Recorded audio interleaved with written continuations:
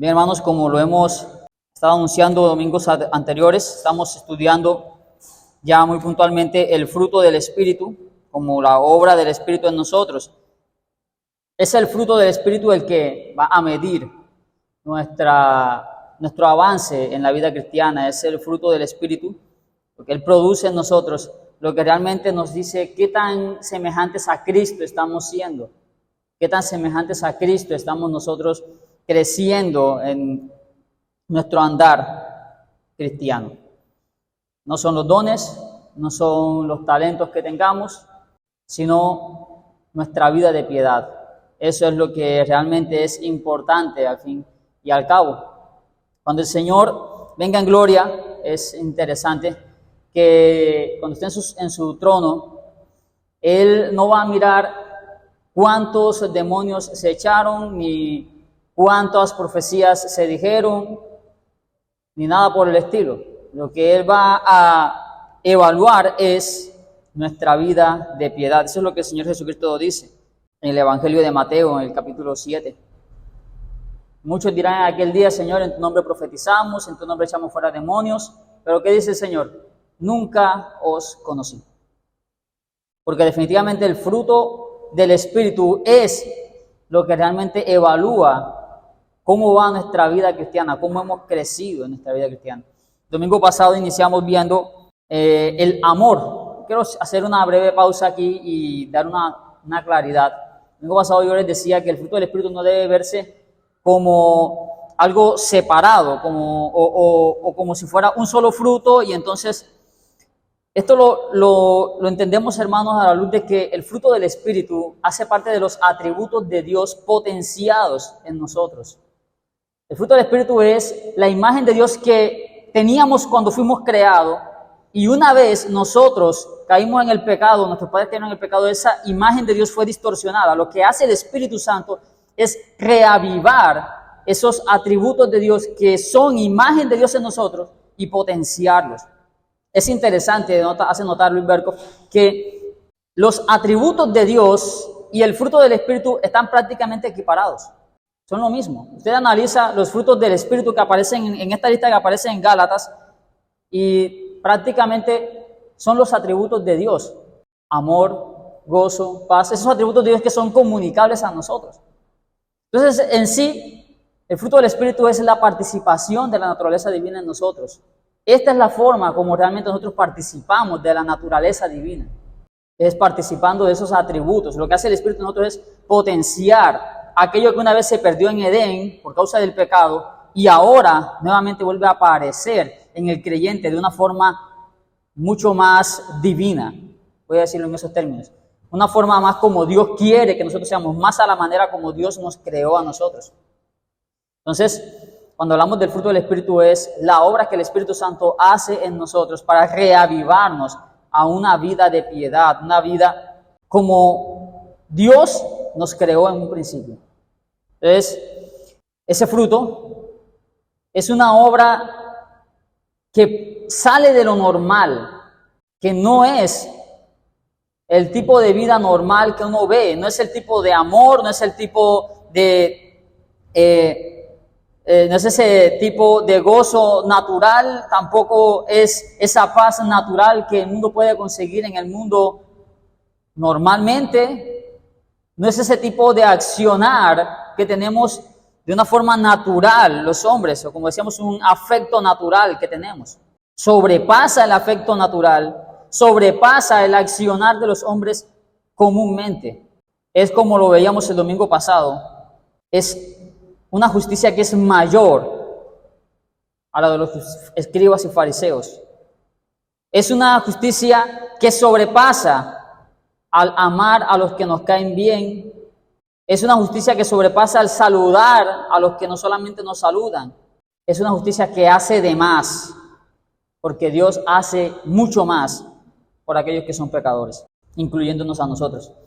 Entonces, hermanos, recapitulemos algunas cosas que dijimos el domingo pasado. Por ejemplo, el amor que nosotros los creyentes tenemos y que es obra del Espíritu Santo, es un amor trascendente, es un amor que está por encima de la virtud del afecto natural. O sea, No es un amor que solamente se da para nuestros hijos, no es un amor que solamente se da para con los esposos o las esposas de una forma natural, sino que es un amor que sobrepasa el entendimiento.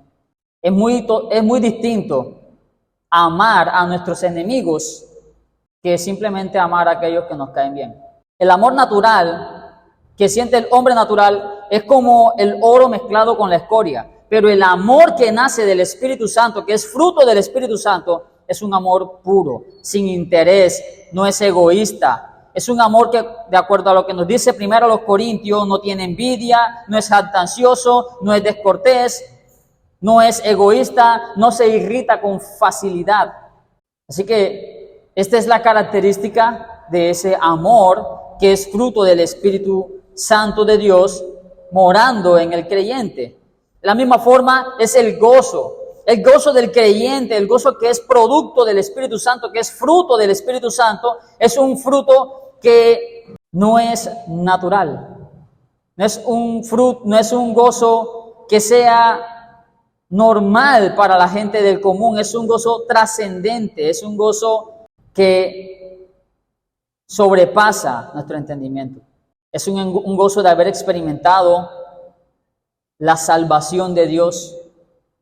El gozo del que el salmista hablaba, devuélveme el gozo de tu salvación. Un gozo que a veces puede oscurecerse cuando caemos en pecados, cuando tendemos a ofender a Dios, pero que ese es un gozo que cuando Dios nos da esa plenitud de gozo, nadie nos lo puede quitar. Sí, ciertamente a veces podemos tener ciertas caídas y experimentar que el gozo de la salvación por un momento se va de nosotros.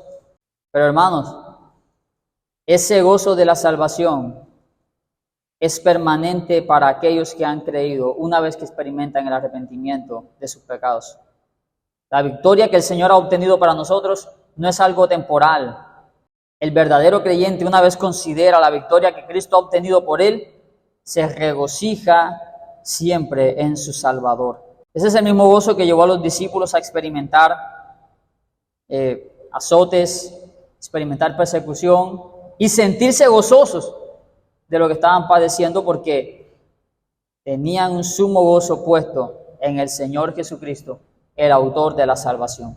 La paz es otro fruto del Espíritu Santo y es trascendente, es una paz que sobrepasa todo entendimiento. No es una paz carnal que se experimenta alejado de los problemas, no es una paz carnal que se experimenta sencillamente alejándonos de cualquier cosa que podría quitarnos, digamos, la paz, porque esa paz no se puede quitar por nada en este mundo. Es esa paz que el Señor nos da a nosotros en Cristo Jesús. Es una paz que se nos ha dado una vez y por siempre y no se nos puede quitar. La paz que el Señor Jesucristo nos dijo: mi paz os dejo, mi paz os doy, yo no la doy como el mundo la da. Así que, hermanos, nuestra paz es mucho más profunda que la paz que podemos experimentar. Así que no podemos buscarla en otro lado, no podemos estar pensando en encontrar esa paz si no tenemos el Espíritu Santo dentro de nosotros. Si el Espíritu Santo no está en nosotros, cualquier problema, cualquier dificultad, cualquier persona podrá perturbar nuestra paz y hacernos estar desconfiados. Veamos otras obras del Espíritu en nosotros, otro fruto del Espíritu en nosotros, y es la paciencia. La paciencia es una virtud que refleja el carácter de Dios, indiscutiblemente. Dios es paciente. De hecho, Moisés dice: tardo para la ira, grande en misericordia y bondad. La paciencia que Dios, el Espíritu Santo, obra en nosotros, es una paciencia que no da lugar a rabietas explosivas. Es una paciencia que regula esa personalidad impulsiva, que pone un control sobre esa explosividad carnal que tiende a haber en el hombre natural. Es lo que Santiago nos dice en su epístola, Pastor Santiago, en el capítulo 1, versículo 19. Por esto, mis amados hermanos, todo hombre sea pronto para oír, todo hombre sea pronto para oír, tardo para hablar y tardo para airarse. La paciencia bíblica, la paciencia del creyente, es esa que no explota con facilidad. Es lenta para irritarse, puede escuchar, tolerar el insulto, puede tolerar la malicia, pero sabe estar en calma. Es aquello de lo cual Job estaba hecho cuando declaró: aunque él me matare, en él esperaré. Job capítulo 13, versículo 15. Usted recuerda a Job, estaba pasando por innumerables pruebas, hijos muertos, su cosecha quemada, su ganado muerto, sus camellos robados. Todo lo que él tenía había pasado por 1001 tragedias. Lo que usted menos imagina pudo haberlo pasado al pobre Job. Y en todas esas dificultades, Job supo controlar su lengua y pudo decir a sus amigos: aunque él me matare, en él esperaré. La paciencia, que es fruto del Espíritu, tiene la capacidad de esperar. Ahora, hermanos, hay que ser muy sinceros en algo. La verdad es que la paciencia no es algo que vista al hombre caído. Realmente, nosotros podremos esperar el autobús, podemos esperar un correo, pero piense cómo lo espera usted. Usted le dicen que algo va a llegar dentro de 3 días, y si se retrasa un solo día de más, usted dice: demoró mucho. La mejor circunstancia para probar nuestra paciencia es cuando usted va al médico, sobre todo en nuestro sistema de salud colombiano. Cuando usted va al médico, usted quiere saber ya de una cuál es su mal. A usted le diagnostican algo y usted quiere recibir el tratamiento de inmediato. Le dan el tratamiento y usted quiere mejorar al día siguiente. Algunos, en el mejor de los casos, al día siguiente. Algunos quieren de inmediato. Quieren que el dolor desaparezca enseguida. Yo creo, hermanos, que yo no soy el único que cuando me siento mal y voy al hospital para que me vean en urgencia, me doy cuenta que el servicio de urgencia no es un servicio sino de paciencia. En todos los centros médicos el servicio de urgencia es un servicio de paciencia realmente. Y se nos olvida que somos llamados precisamente cuando estamos enfermos con este título: pacientes. O sea, quien espera, quien soporta, quien está soportando allí. Yo creo que a raíz de nuestro pecado, el peor título que pudieron darnos a nosotros cuando estamos enfermos es precisamente el de paciente, porque no lo somos. Por naturaleza nosotros no somos pacientes, todo lo contrario, somos impacientes. La paciencia realmente tiene esperanza cuando todo está oscuro. Miren, la paciencia es lo que hace que el creyente, cuando está en una urgencia, puede soportar, aguantar pacientemente hasta que llegue su turno. Alguien paciente va de la mano con alguien que tiene mansedumbre. Hermanos, esa frase que se dice por ahí, que Dios nos manda a ser mansos pero no mensos, es una frase que ofende al ser mismo de Dios. La mansedumbre no tiene nada que ver con ser mensos, ni siquiera si lo tomamos como antónimos, y la paciencia mucho menos. Muchas veces la paciencia nos hace ver como estúpidos, sí. Nos hace ver como mensos, sí. Pero la paciencia es ese fruto del Espíritu que espera mansamente. No puedo imaginarme a Dios diciéndonos una y otra vez: yo soy manso pero no menso, porque espera que usted cambie y no cambia. El cristiano tiene el solemne llamado de soportarse los unos a los otros. Y ese tipo de paciencia es la que se nos pide en Colosenses capítulo 3, versículos 12 y 13. El apóstol Pablo nos dice allí, inspirado por el Espíritu Santo de Dios, que se supone que es lo que tenemos nosotros dentro, nos dice: vestíos pues como escogidos de Dios, santos y amados, de entrañable misericordia, de benignidad, de humildad, de mansedumbre, de paciencia. ¿Y cómo es esa característica de esa paciencia? Soportándoos unos a otros y perdonándoos unos a otros si alguno tuviere queja contra otro. De la manera que Cristo os perdonó, así también hacedlo vosotros. Yo no veo aquí que el apóstol Pablo diga: hermanos, perdónense, sean mansos pero no mensos. La paciencia, que es fruto del Espíritu, no se ve como un estúpido, ni como un menso. La paciencia, que es fruto del Espíritu, soporta. Sí, obviamente, hermanos, hay procesos disciplinarios, hay maneras de tratar con el pecado de los hermanos, pero soporta el agravio. El cristiano, hermanos, espera la salvación del Señor. Lamentaciones capítulo 3, versículo 25 al 26 también nos exhorta en cuanto a esperar en el Señor. Bueno es Jehová a los que en Él esperan, el alma que le busca. Bueno es esperar en silencio la salvación de Jehová. Usted está pasando por una dificultad, usted no espera en el Señor. No somos dados a esperar en el Señor que nos ayude en nuestras necesidades. Somos dados a buscar nuestras soluciones. No esperamos ni siquiera el consejo de otros, pero el fruto del Espíritu no nos permite actuar a la ligera. Mira algunas características de esta paciencia que es fruto del Espíritu. En primer lugar, nos permite esperar en el Señor, soportar el agravio, soportar las dificultades que estemos pasando. Y por otro lado nos permite soportarnos unos a otros. O sea que la paciencia, que es fruto del Espíritu, no solo nos permite esperar en Dios mientras viene su salvación, sino que también mientras esperamos la salvación del Señor o la obra que Él puede hacer por nosotros, también soportamos a nuestros hermanos en dificultades o en pecados que puedan estar cometiendo.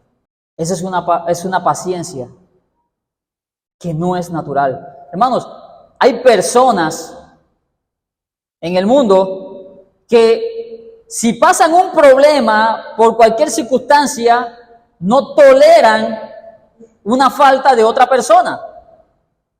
Se accidentó y alguien viene a cometerles una falta y eso es terrible, se descae el mundo. El creyente no debe ser así. En el creyente no debería ser así. El fruto del Espíritu no es lo que nos va a provocar esto. Ahora sí, hay que entender, hermanos, quiero hacer una nota de balance. Como creyentes también debemos ser conscientes cuando los hermanos están pasando por dificultades, cuando están pasando por momentos difíciles. No vamos a ir a cargarlos, ¿sí? Porque somos conscientes que somos humanos. Nos soportamos y nos ayudamos unos a otros en nuestras cargas. Pero la paciencia cristiana, hermanos, tiene esta virtud de soportar. No en nuestras fuerzas. Esto es un fruto del Espíritu. Esto es un fruto del Espíritu Santo. Aquí es donde menos, con tristeza tengo que decir, hermanos, aquí es donde menos nosotros manifestamos el fruto del Espíritu. Es donde menos manifestamos un crecimiento en nuestra fe. Y es por eso que muchas veces sentimos dudas respecto a nuestro crecimiento cristiano. El creyente rechaza el espíritu de pragmatismo. El creyente vive en términos objetivos a largo plazo. El creyente evita el oportunismo, porque el creyente espera el tiempo del Señor. No es esa frase que todo el mundo dice ahí por ahí acomodada, el tiempo de Dios es perfecto, sí, pero lo ve usted buscando las maneras de obtener las cosas que quiere. No, el creyente espera pacientemente en el Señor. El fruto del Espíritu, que es la paciencia, nos capacita para ser tolerante con los demás. Nosotros no exigimos la santificación instantánea de nuestros hermanos. La paciencia no censura al hermano. La paciencia está casada con el amor que cubre multitud de pecados. Otra obra más que el Espíritu Santo opera en nosotros es la benignidad. La benignidad es esa cualidad de ser buenos, de hacer el bien. Es esa cualidad de de hacer lo que es bueno. El Señor Jesús fue fuerte y cariñoso. El Señor Jesús no andaba pensando lo malo. El juez de toda la tierra no es cruel. No se regocija en la condenación.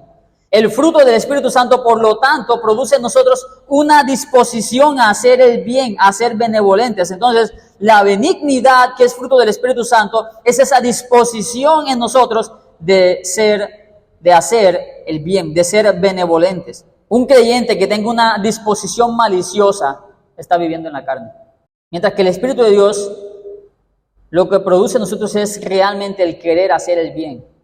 Mis hermanos, es por la benignidad de Dios que el sol sale sobre justos e injustos y su lluvia cae sobre buenos y malos. Así también el creyente debe tener una disposición a hacer el bien al prójimo.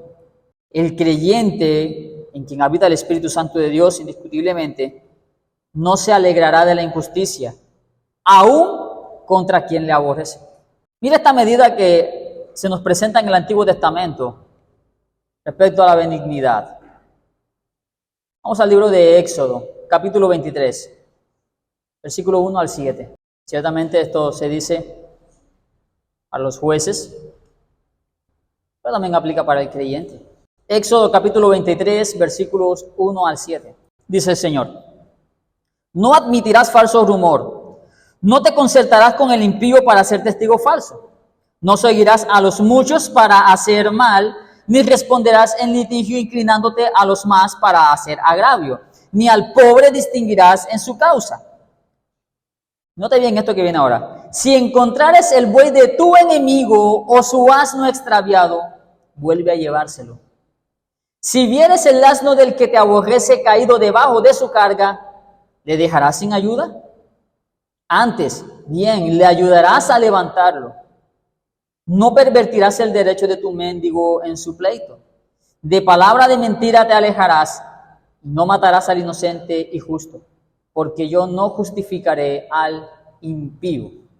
Un antónimo de la benignidad es la impiedad. Alguien que no tiene piedad.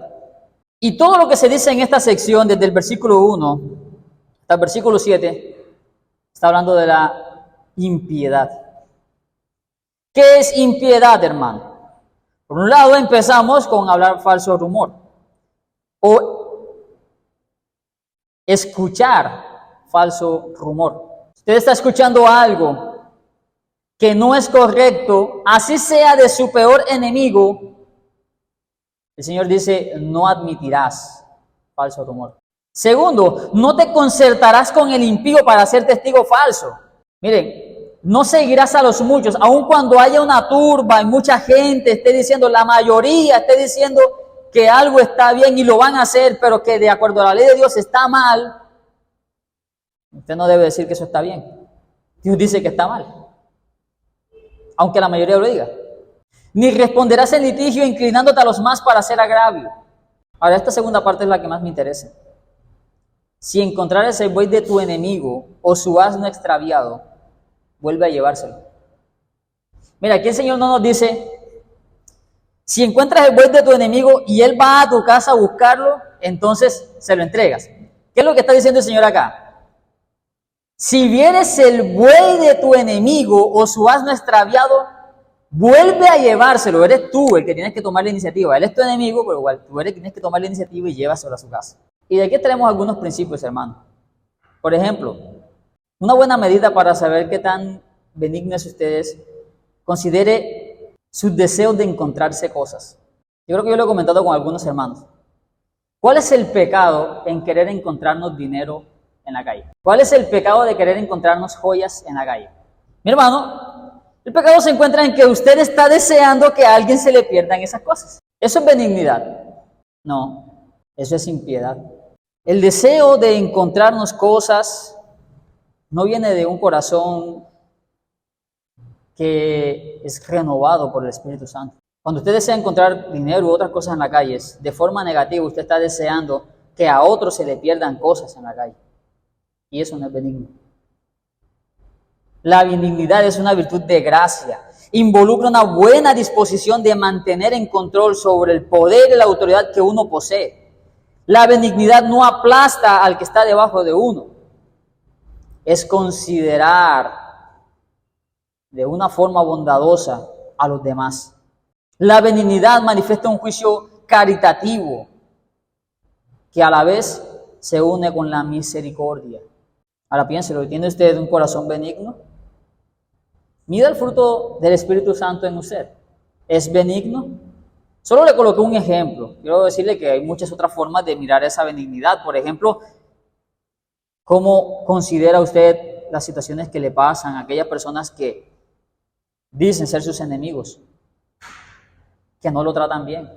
A veces uno dice, ay, me dio un fresquito en el pecho. Ese fresquito a veces no viene de una obra del Espíritu, sino más bien una obra de la carne. Otra cualidad, mi hermano, de este fruto del Espíritu es la bondad. La bondad incorpora una integridad personal básica, y si bien la bondad está ligada con la benignidad, la bondad, hermanos, viene del carácter mismo de Dios. El Señor Jesucristo, hablando con el joven rico, le dice, ¿por qué me llamas bueno? Nadie es bueno sino solo uno, Dios. De los fariseos se dice que ellos no podían hablar lo bueno siendo malos. De la abundancia de su corazón, habla la boca. ¿Pero por qué? Porque ellos son malos. Ahora, resulta que el Espíritu Santo produce en nosotros bondad, y la bondad es que nos hace buenos. La cualidad de la bondad está plantada en las vidas en que el Espíritu Santo obra. Él obra bondad en nuestro interior. Y aunque nuestras mejores obras permanezcan contaminadas por el pecado, dentro de nosotros es forjado un cambio real. Además del perdón en la salvación, obtenemos bondad. Somos beneficiados por Cristo y por su Espíritu Santo morando en nosotros. Entonces, aquellos en los que el Espíritu Santo ahora ha obrado, tienen un cambio en el corazón. Ahora sí pueden hablar lo bueno, sí pueden pensar lo bueno, sí pueden hacer lo bueno. Es como el apóstol Pablo le escribe a los filipenses en el capítulo 4, versículo 8. Por lo demás, hermano, todo lo que es verdadero, todo lo que es honesto, todo lo que es justo, todo lo puro, todo lo amable, todo lo de buen nombre, si hay virtud alguna, si algo digno de alabanza, en esto pensad. El creyente ahora tiene una tendencia a lo bueno. ¿Por qué? Porque es bondadoso. El creyente no puede hablar lo malo. ¿Por qué? Porque hay una simiente nueva en él. De la misma forma no puede andar pensando lo malo, ni mucho menos haciendo lo malo. Esos malos pensamientos que brotan de nuestro corazón muestran qué tanto estamos mortificando la carne, qué tanto estamos andando en el Espíritu. ¿Anda usted en el Espíritu, hermano? ¿Qué tanto piensa usted lo bueno?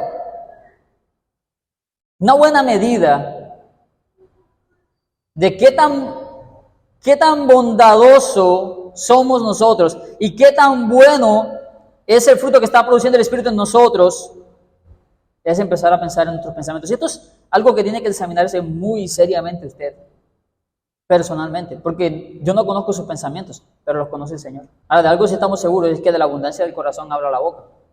Y Santiago nos dice que una fuente no echa por la misma abertura agua dulce y agua amarga. De lo que usted habla, manifiesta la bondad que hay en usted. ¿Acaso puede la higuera producir aceitunas o la vid higo? Dice Santiago. Así también ninguna fuente puede dar agua salada. ¿Hay bondad? Dios no solamente nos declara justo mediante la imputación de la justicia de Cristo, sino que mora en nosotros para hacernos lo que Él declara que somos. Somos buenos. La santificación sigue a la justificación. Y esa santificación es tan real como nuestra justificación. Y una obra de esa santificación es la bondad. Fidelidad, hermanos, nos describe en el texto. Fidelidad o fe. Ahí en el texto aparece como fe. La fe es un don de Dios, pero también es un fruto del Espíritu. Ambas cosas. Y esto es importante. Esto es bastante diciente para nosotros. Si bien la fe es un don que Dios nos da, también es algo que el Espíritu Santo produce en nosotros. Es la fe por la cual nosotros somos salvos. No es algo que nosotros obramos en nosotros mismos. Viene de Dios. Sin embargo, viene a nosotros y es ejercida por nosotros. El Espíritu Santo obra la fe en nosotros y la vivifica. Esa es una fe viviente que produce obras de obediencia. La fe es confianza. Significa mucho más que creer en Dios. Significa creerle a Dios. El fruto del Espíritu implica confiar en Dios con nuestras vidas. Y esa es la fe de la que habla el pastor Santiago en el capítulo 2, versículo 14. Santiago capítulo 2, versículo 14, dice el pastor Santiago: hermanos míos, ¿de qué aprovechará si alguno dice que tiene fe y no tiene obras? ¿Podrá la fe salvarle? La fe de la que habla Santiago aquí no es el don del que se menciona, es el don del Espíritu, sino es el fruto del Espíritu que produce en nosotros fe. Aquellos en los cuales el Espíritu Santo ha dado fe para creer y que en el cual Él ha morado y ha venido para producir fruto, entonces va a producir esta fe de la que habla Santiago aquí. Esta fe es la que luego Santiago en el versículo 29 dice: porque como el cuerpo sin espíritu está muerto, así también la fe sin obras está muerta. El fruto del Espíritu es esa fe que obra la palabra de Dios, que obedece la palabra de Dios, que practica la palabra de Dios. Por otro lado, hermanos, el fruto del Espíritu, que es la fe, implica más que simplemente confiar en el Señor y obrar lo que la palabra enseña, sino que también nos lleva a nosotros a ser confiables. Si una persona de fe está obrando este fruto, entonces es una persona en la cual también se puede confiar. Es una persona en la cual también se puede llegar a confiar.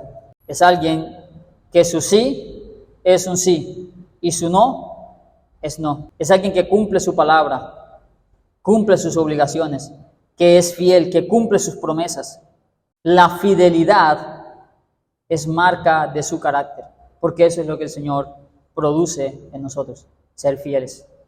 Aquellos a los cuales Él ha dado fe, los hace fieles. Mansedumbre. La mansedumbre es una virtud piadosa.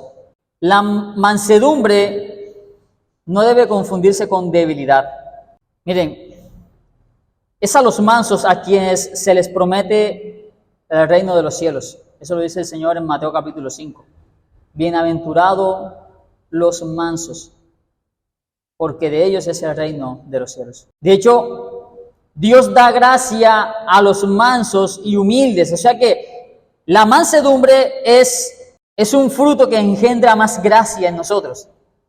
La mansedumbre nos lleva a recibir más gracia de Dios, ser mansos. Y eso es lo que Santiago nos hace ver también en su epístola.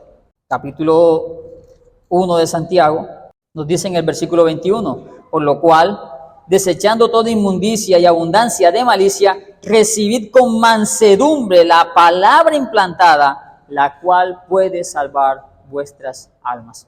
La mansedumbre, por un lado, rechaza la abundancia de malicia y la inmundicia, pero por otro lado, recibe la palabra implantada. Y lo interesante del texto que nos dice es que puede salvar vuestras almas. La palabra que puede salvar nuestras almas. Así que es una virtud que nos permite recibir mayor gracia.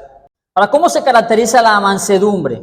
La mansedumbre se caracteriza por dos cosas importantes. Por un lado, nos lleva a recibir la corrección y por otro lado nos lleva a dar la corrección sin arrogancia ni orgullo. En esas dos vías se puede ver la mansedumbre. Uno, o recibir una corrección, un llamado de atención sin orgullo ni arrogancia, o la segunda, dar la corrección, dar la enseñanza sin arrogancia ni orgullo. Gálatas capítulo 6, versículo 1 nos dice, Gálatas 6, 1, el mismo texto que estábamos: hermanos, si alguno fuere sorprendido en alguna falta, vosotros que sois espirituales, restauradle con espíritu de mansedumbre, considerándote a ti mismo, no sea que tú también seas tentado. ¿Cómo debe darse una corrección? ¿Cómo debe dar la corrección el creyente? Considerándose a sí mismo, no sea que él también sea tentado. O sea que el manso se considera a sí mismo antes de ir a corregir a otros. ¿Cómo tú corriges a los que están alrededor? A tus hijos, a tu esposa. ¿Cómo corriges a los hermanos?